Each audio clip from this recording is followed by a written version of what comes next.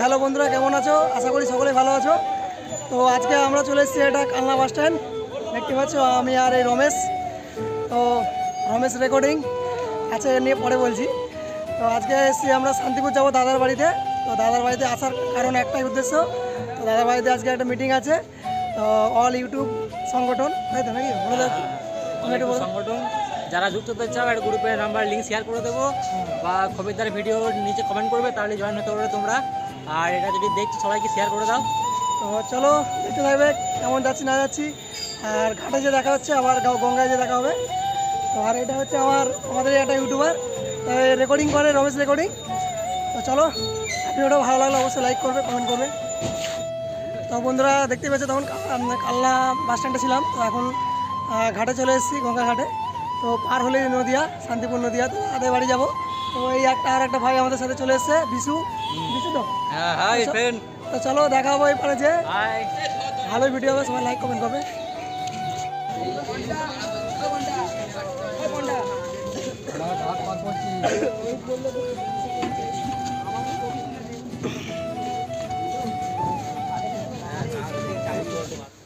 তো আমাদের ইউটিউব সংগঠনটার আজকে প্রথমে আলোচনা সভা বা কাগজপত্র নিয়ে ডেকেছিলাম। তো এই খানদাসের জন্য মতো এসছে প্রথম। তো তার উকিলের সঙ্গে কথা বলেছি, কালকে এই কাগজগুলো জমা পড়েছে। আমার এইগুলো জমা করে নিলেই হবে, আমি পেয়ে গেছি। কালকে আমি উকিলের গায়ে জমা দিয়ে দেবো।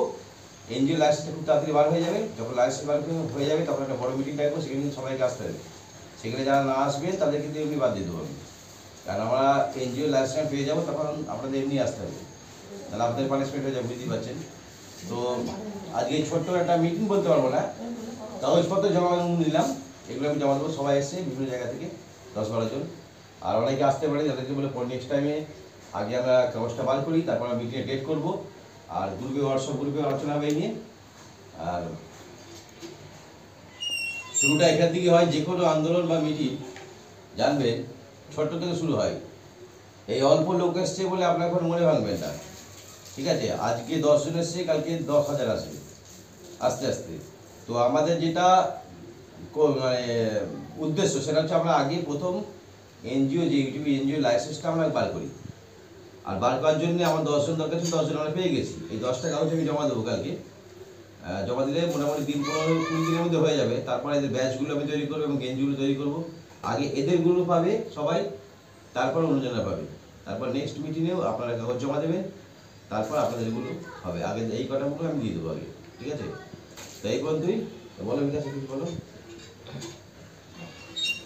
তো আমরা এসেছি আরামবাগ থেকে, আমি আরামবাগ থেকে এসেছি, ভাই বর্ধমান থেকে এসছে, অনেক দূর থেকে এসেছি। তো দাদা যে সিদ্ধান্তটা নিয়েছে সেটাই আমরা মেনে নিচ্ছি। পরবর্তীকালে দাদাই আবার সিদ্ধান্ত নেবে।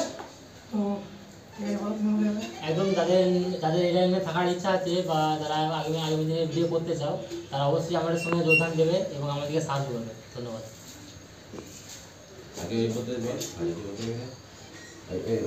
বল, তুমি বলো, তুমি বলে দাও। হ্যাঁ, আমি কৈচর পূর্ব বর্ধমান থেকে এসেছি। যারা আমাদের এখানে মিটিংয়ে অ্যাটেন্ড করতে চাও, পরে মিটিংয়ে তারা অ্যাটেন্ড করে নেবে। আর এই ইউটিউবে কাজ করতে চাইলে অবশ্যই ইয়ে করবে।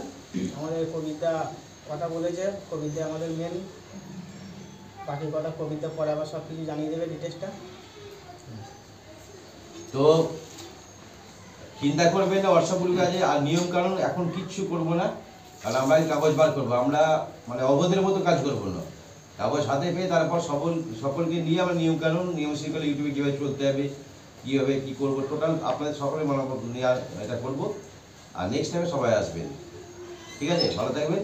আর অবশ্যই আজকে হোয়াটসঅ্যাপে আর বাকিরা সব জয়েন হয়ে যাবেন, অবশ্যই জয়েন হয়ে যাবেন। আর নেক্সট মিটিংয়ে সবাইকে আসার জন্য অনুরোধ করছি, যেন সবাই আসে, কেন সবাই থাকলে মিটিংটা ভালো হয়। অবশ্যই, ঠিক আছে, ঠিক আছে।